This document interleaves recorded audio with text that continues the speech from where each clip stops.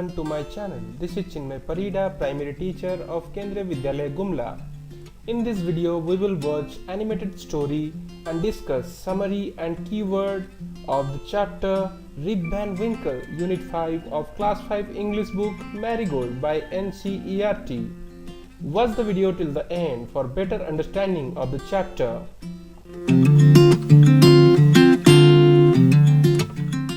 Before we go for the story, let's have a look on the life of the writer Washington Irving. The tongue is the only tool that gets sharper with use. This famous verse was by Washington Irving, who was an American story writer, essayist, biographer, historian and diplomat of the early 19th century. He is best known for his short stories Rip Van Winkle and The Legend of Sleepy Hollow. Irving served as American ambassador to Spain in 1840s. Now, let's have a look on the background of the story.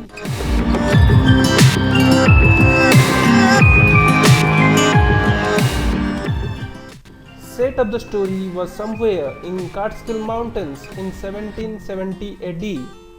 Main characters of the story are Rip Van Winkle, the protagonist of the story, Wolf, the pet dog of Rip, the doves, that means short men, and the villagers.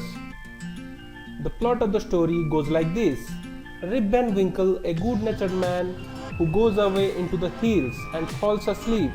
When he awakens 20 years later, Rip finds that quite a few things have changed. So, let us watch the animated story named Rip Van Winkle and enjoy it.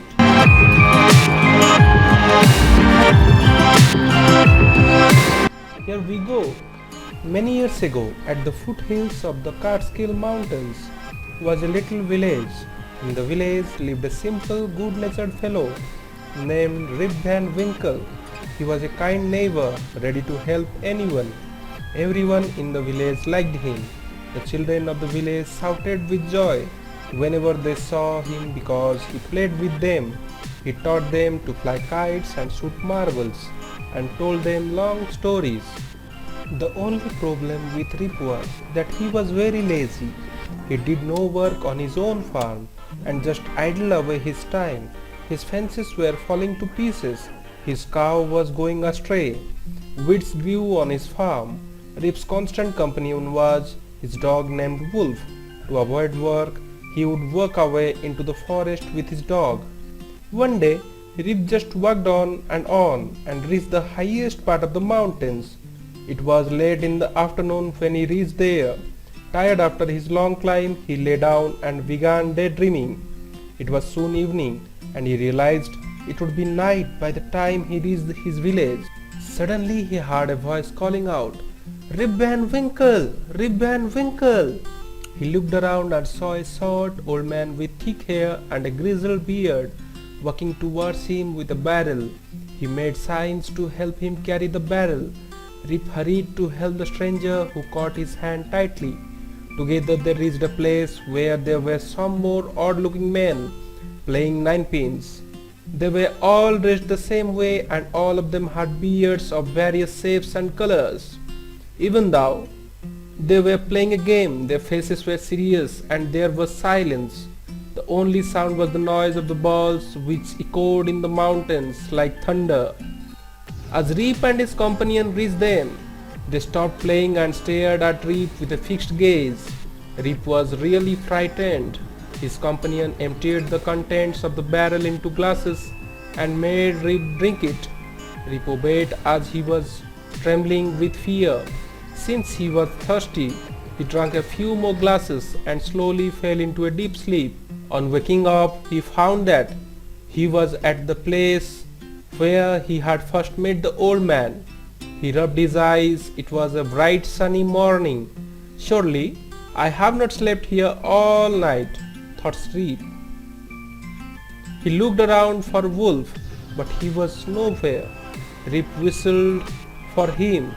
"Wolf! Wolf!" he then shouted. No dog was to be seen. Where has this dog gone? He muttered to himself.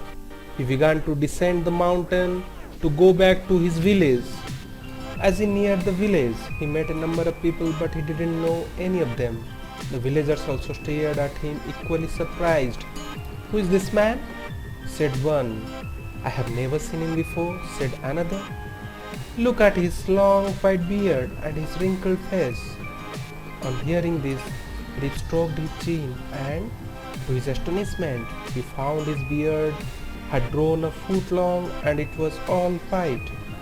An old woman walked up to him and looked at his face for a moment. Then she exclaimed, "It was Rip Van Winkle! Welcome home again, old neighbor! Where have you been these 20 years? This is the story, and you all must have enjoyed the story a lot. Now, let's discuss the summary of the story.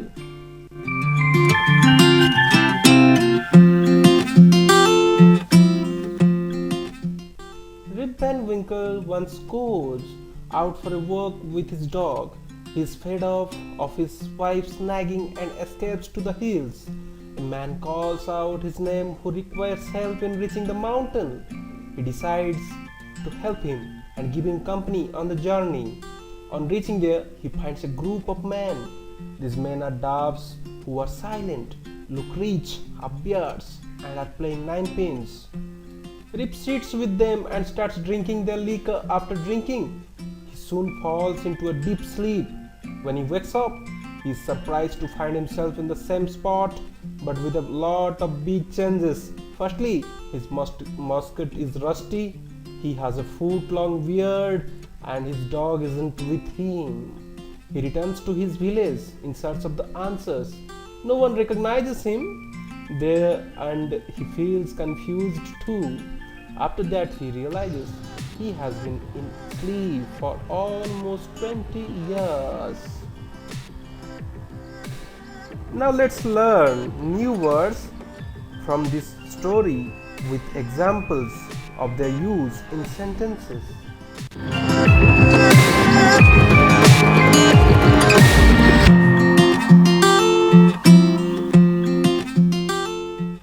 First word, idle away.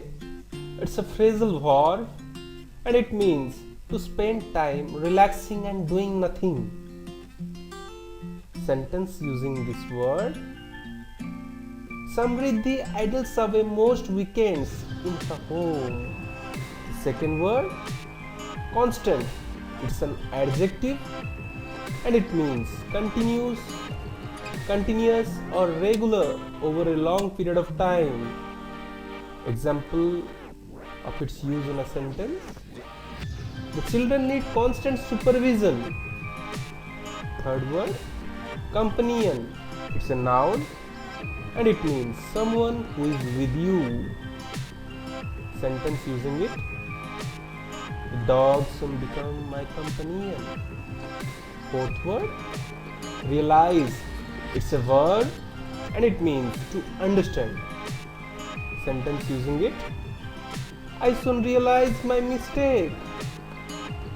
The fifth word, descend.